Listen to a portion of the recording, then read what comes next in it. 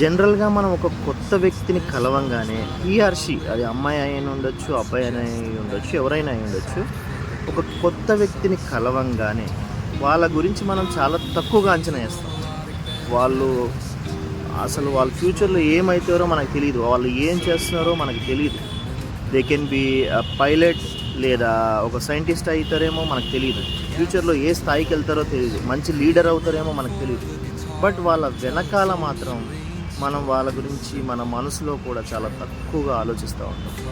ఎవరిని అంత ఈజీగా తక్కువగా ఆలోచించకూడదు. దీనికి మనకి మంచి మైండ్ సెట్ ఉండాలి. అలా ఆలోచించకుండా ఉండడానికి కూడా అది మన మైండ్ సెట్ని బట్టే ఉంటుంది. మన మైండ్ సెట్ ఫస్ట్ బాగుండాలి అంటే మన బాడీ ఫిట్గా ఉండాలి, మంచి డైట్ తీసుకోవాలి. మీ బాడీ ఫిట్గా ఉంటే మీ మైండ్ సెట్ కూడా ఫిట్గా ఉంటుంది, మీ మెంటల్ స్టేటస్ కూడా బాగుంటుంది. సో రెగ్యులర్గా ఎక్సర్సైజ్ చేయండి, మంచి డైట్ తీసుకోండి, మీకు మంచి ఆలోచనలు వస్తాయి, పాజిటివ్గా ఉంటారు. అందుకే ఇట్లు మీ stay healthy, stay fit, take care, bye.